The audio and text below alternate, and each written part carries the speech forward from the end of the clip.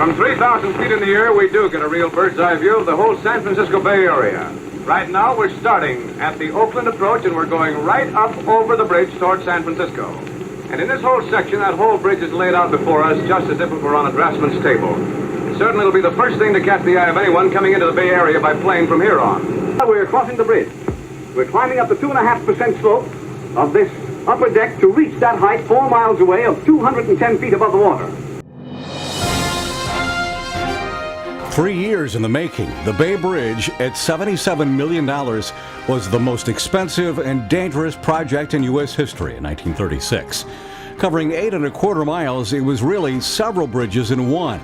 On the western side, it was actually 2 suspension bridges, joined in the middle by a massive cathedral-like central anchorage, the size of a 30-story skyscraper, sunk 16 stories into the bay and filled with more concrete than the Empire State Building.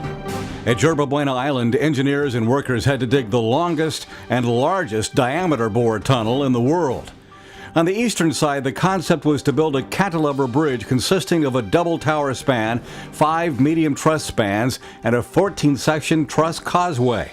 When it was finished with 152,000 tons of structural steel for both sides of the bridge, 1 million cubic yards of concrete, and 71,000 miles of wires spun into cable, the bridge opened to traffic half a year early, on November 12, 1936. Here, for the first time, a motor cavalcade breaks San Francisco's isolation, tying the peninsula to the mainland and opening transcontinental traffic directly to the Pacific. On this lower deck, industry will speed its interchange between 2 great centers of population, while interurban trains ride high on their sky roadbed. Yes, take that. So, 1, 2, 3.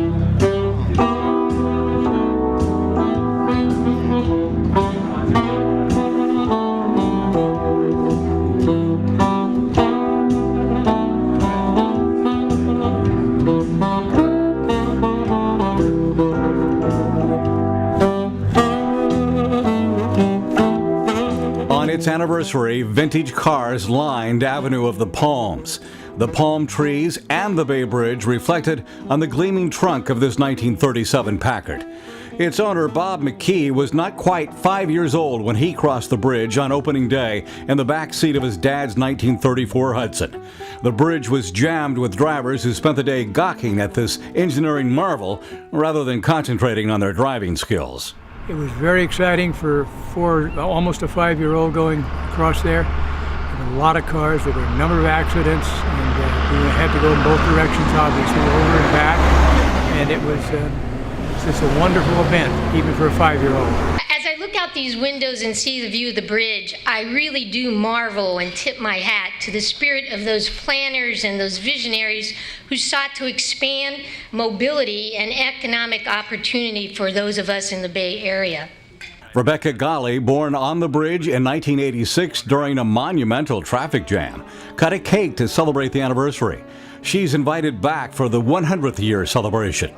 There were resolutions from the California Senate and a congressional record of the celebration. We also today pay tribute to the hundreds of workers who were injured on the job and the over 24 men who lost their lives during the building of the Bay Bridge.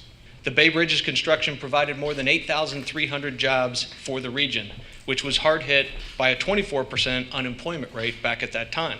And during that time, the New Deal brought roughly 80 highway projects to the Bay Area, not only the Golden Gate Bridge, but also Doyle Drive and the Caldecott Tunnel and the High Street Bridge were all built during that era. And on behalf of the Bay Area Toll Authority and MTC, it's my great honor to join you today to celebrate the 75th anniversary of this magnificent bridge. The Bay Bridge was a game changer. It really brought the Bay Area transportation into the modern age. The day the bridge opened, traffic was jammed from shore to shore, and drivers paid 65 cents each way. In today's dollars, that would have been about $20 for a round trip. The millions of dollars in tolls that have been paid over the 75 years by drivers who have crossed the bay have helped finance other bridges that came later and helped pay for the construction of BART, as well as other transportation improvements. So this is a time to celebrate. the visionaries, the engineers, the construction workers who put people to work in the height of the Great Depression.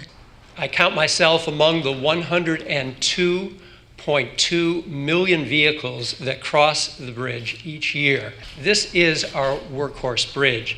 And as Senator Hancock reminded us, that this span of 8 miles crossing the San Francisco Bay was accomplished in just 3 years' time. But just as the people of our region found the will and the way to build this magnificent structure during the Great Depression, so too is a spectacular new bridge taking shape above the waters of the San Francisco Bay today.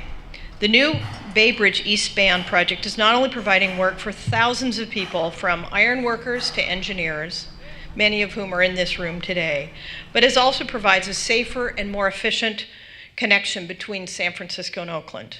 The main contractor on the new bridge is American Bridge Fluor, a joint venture.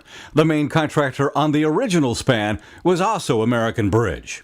The pride for me lies in the fact that American Bridge Company both fabricated and erected over 60,000 tons of structural steel and 71,000 miles of wire spun for the 4 main cables of the West Span. The present, though, lies in the ongoing construction that you see out there. The ongoing construction of the East Span is an iconic structure that we're all to be proud of. And as the new Eastern Span rises above the bay, officials dedicated an interpretive display near Pier 1, where the curious gather to take pictures of the new world's tallest self-anchored suspension bridge. The 75th anniversary celebration will continue all year. The new Bay Bridge Eastern Span is slated to open to traffic in late 2013. At the Bay Bridge, Mark Jones reporting.